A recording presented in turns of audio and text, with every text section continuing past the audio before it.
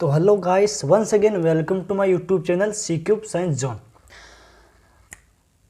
तो सबसे पहले तो मैं आपको ये बात बता दूं, आप जो इस चैनल पर विजिट कर रहे हैं, इस चैनल पर आप जो क्लासेस देख रहे हैं, इस चैनल पर आपको BSc related first year second year की केमिस्ट्री और फिजिक्स की सारी वीडियोज़ मिल जाएंगी। सारी प्रिपरेशन यहाँ पर एग्ज़ाम की कराई जाएगी, ठीक है।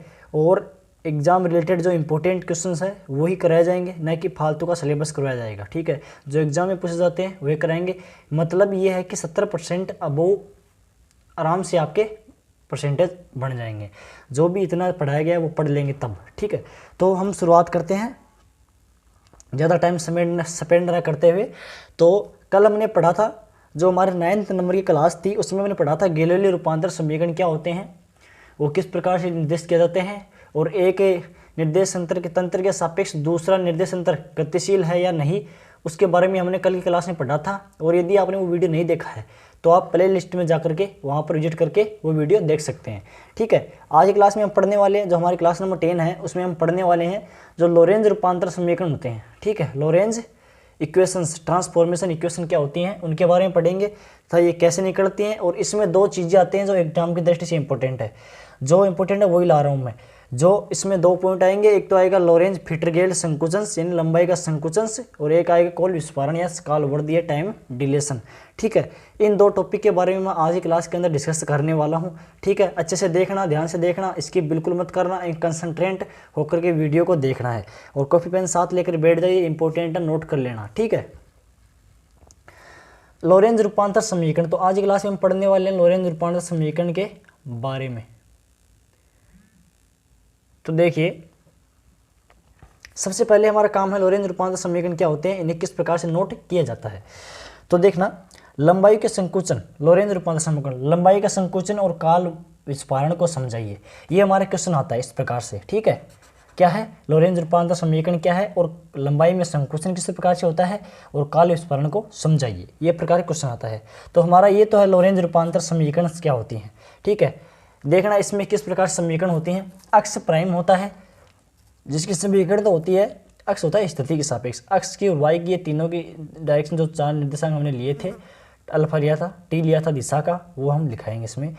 तो alpha X minus V T, Y prime हो जाएगा बराबर वाई, और T Z prime is equal to हो जाएगा जेड, और T prime is equal to हो जाएगा alpha 1 minus V X upon T square. और अल्फा बराबर वैल्यू क्या हो जाएगी, अल्फा का पक्षांतर कर देंगे और टी इधर आ जाएगा 1 upon under root V minus V 1 minus V square upon C square. ये हो गया। अब जो हमारे जो इसमें दो पॉइंट है जो एग्जाम की दृष्टि इंपॉर्टेंट, ये तो नॉर्मल सा था, इसको देखना था बस, ये आपने देख लिया है, ठीक है। अब हम बात करने वाले जो इंपॉर्टेंट टॉपिक है उसके बारे में। एक तो होता है लंबाई में संकुचन, और दूसरा टॉपिक आता है काल विस्फारण या काल वृद्धि के बारे में, ठीक है, समय वृद्धि के बारे में। तो हमारा पहला टॉपिक है, उसके बारे में हम चर्चा करेंगे। अब पहला हमारा टॉपिक क्या है, लोरेंज फिटरगेल्ड संकुचन, यानी कि लंबाई में संकुचन। लंबाई में संकुचन किस प्रकार से होगा वो हम देखने वाले हैं। इसमें देखना, आप अच्छे प्रकार से देखना, किसी प्रकार की कोई दिक्कत नहीं होगी। इसमें अक्ष के अनुदिश रखी हुई एक छड़ क्या होती है, इसमें एक अक्ष के अनुदिश रखी हुई एक छड़ होती है, और एक छड़ होती है, और एक छड़ जड़ते हुए निर्देश तंत्र एस के सापेक्ष वी वेग से एक्स दिशा में गतिशील होती है। इसमें क्या होता है, अक्ष के अनुदिश तो एक छड़ रखी हुई होती है, क्या होती है, एक छड़ होती है, ठीक है। और वो छड़ क्या होती है, एस के सापेक्ष, निर्देश तंत्र जो एस होता है उसके सापेक्ष वी वेग से दिशा में गतिमान होती है। कौन सी दिशा में, अक्ष दिशा में, वी वेग से अक्ष दिशा में गतिशील है।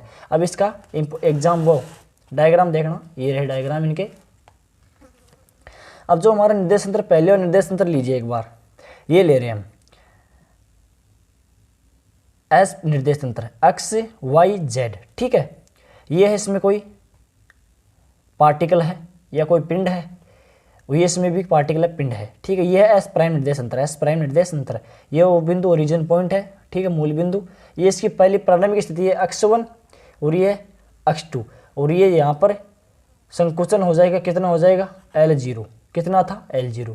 इसी प्रकार नेक्स्ट में देखेंगे, जो अक्ष 1 विस्थापन होता है इस साइड में, तो इसकी लंबाई क्या हो जाएगी, अक्ष L हो जाएगी, ठीक है।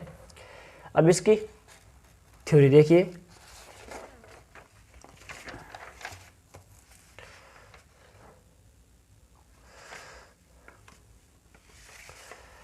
देखिए,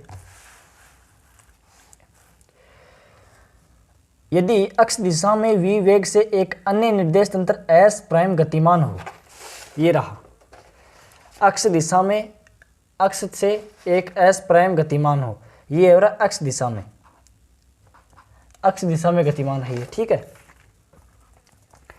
सीरो गतिमान अन्य निर्देश तंत्र गतिमान है तो इस निर्देश तंत्र में छड़ स्थिर अवस्था में प्रतीत होगी तथा इसके सिरों की स्थिति का मापन समय समय पर निर्भर नहीं करेगा।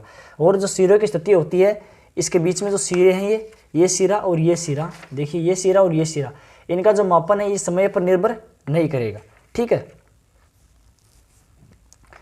तो देखिए, निर्भर नहीं करेंगी तथा इसके सिरों के उपस्थिति के मापन समय में निर्भर नहीं करेगा। अतः S1 में मापित लंबाई सदैव समान मिलेगी। और जो लंबाई होती है, नापी की लंबाई होती है, दोनों के बीच की मेजरमेंट की हुई लंबाई होती है, जो लेंथ होती है, वो क्या होती है, समान होती है। निर्देश तंत्र S प्राइम में छड़ स्थिर लगती है। अब जो निर्देश तंत्र S प्राइम होता है, ये वाला, इसमें क्या होता है, छड़ स्थिर रहती है, इसमें छड़ स्थिर होती है तथा स्थिर रहती है, जो कि उपयुक्त निर्देश तंत्र कहलाते हैं। इसमें मापी की लंबाई L0 होती है और जो मापी की लंबाई होती है उचित लंबाई L0 होती है, जो हमने ले ली है, ठीक है। अब हो जाएगा, इसकी स्टार्टिंग करेंगे, इसकी डेरिवेशन किस प्रकार से निकलेगी, बहुत इजी है, आराम से देखना, समझ में आ जाएगा। इजी, एकदम से इजी मेथड है, आराम से देखना बस, ठीक है। स्टार्टिंग है इसकी। समय t पर छड़ के सिरों की मापी गई स्थितियां x1 व x2। समय t पर छड़ के सिरों की मापी गई स्थितियां x1 व x2 तथा जिसमें s निर्देश तंत्र में प्रेक्षित लंबाई कितनी है, x2 minus x1 equal to l।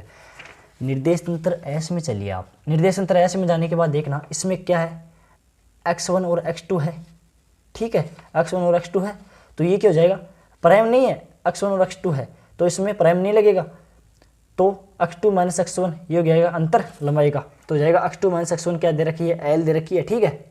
इसी प्रकार जो S प्राइम है, इसमें क्या हो जाएगा, S1 सिरों में स्थिति है x1 डैश और x2 डैश, ये रही। अब इसमें x2 डैश है, सॉरी x1 डैश और x2 प्राइम, ठीक है, ये दोनों क्या हो जाएगा, x2 prime minus x1 prime is equal to L0, ये हो गया second. x2 prime minus x1 prime is equal to L0।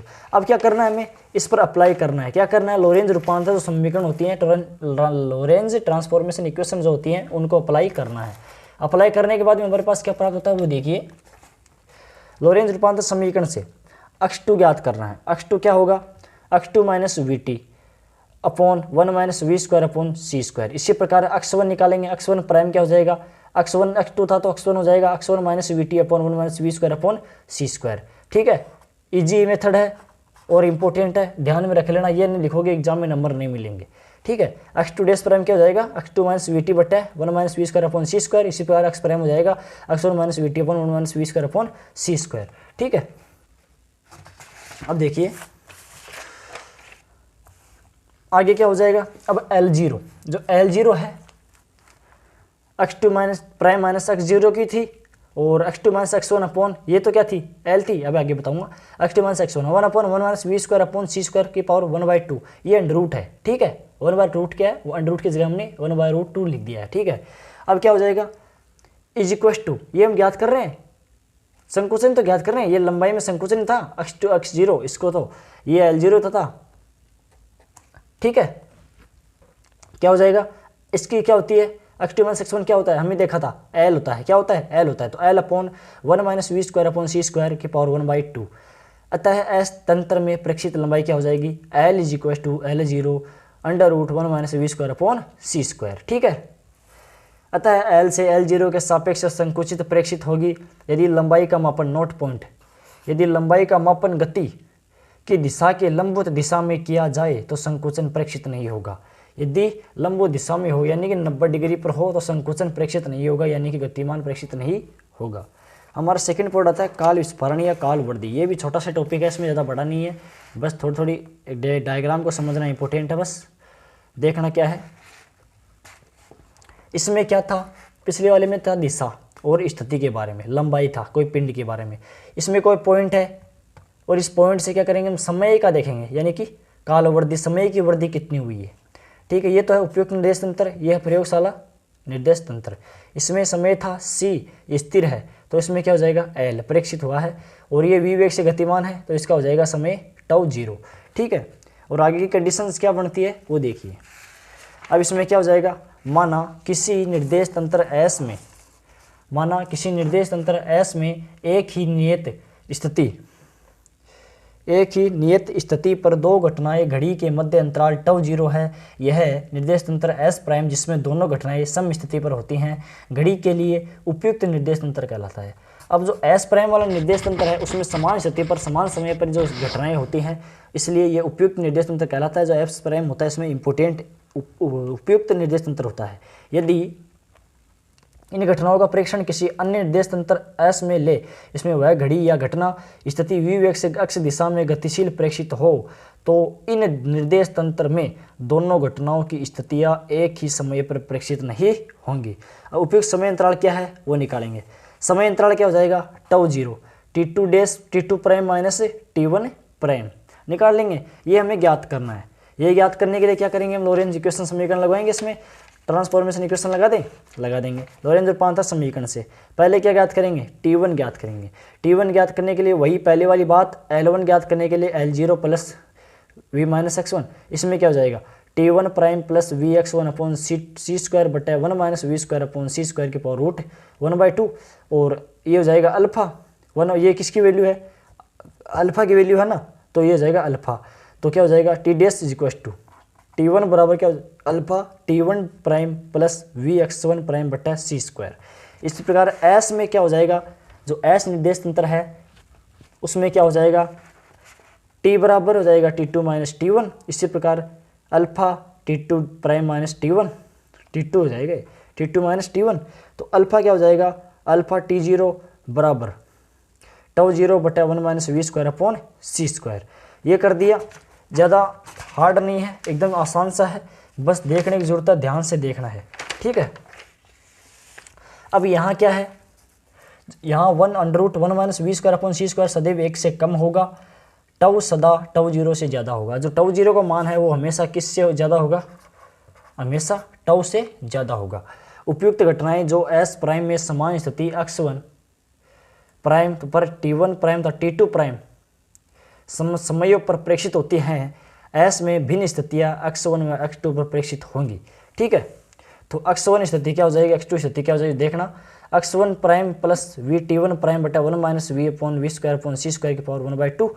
इसी प्रकार x2 हो जाएगा, इसमें जाएगा x2 है x2 prime we t2 prime बटा 1 minus V square upon C square. तो t1 डैश प्राइम बराबर t2 डैश प्राइम, तब क्या हो जाएगा x1 is equal to x2 हो जाएगा। ठीक है, आशा करता हूँ आपको वीडियो अच्छा लगा होगा। इसमें नोट पॉइंट है वो देख लेना, केवल समकालिक व समस्थितिक पर घटनाएं नहीं अन्य निर्देश तंत्र में समकालिक व समान स्थिति पर प्रेक्षित होंगी। ठीक है, ध्यान से देख लेना, केवल समकालिक घटनाएं पर घटनाएं ही अन्य निर्देश तंत्र में समकालिक व समान स्थिति पर प्रेक्षित होंगी। मैंने टॉपिक कराए, इंपॉर्टेंट है, यदि किसी को समझ में नहीं आया तो दोबारा से वीडियो को देख लेना। ठीक है, और कमेंट के जरूर बताना वीडियो कैसा लगे। वीडियो देखने के लिए धन्यवाद।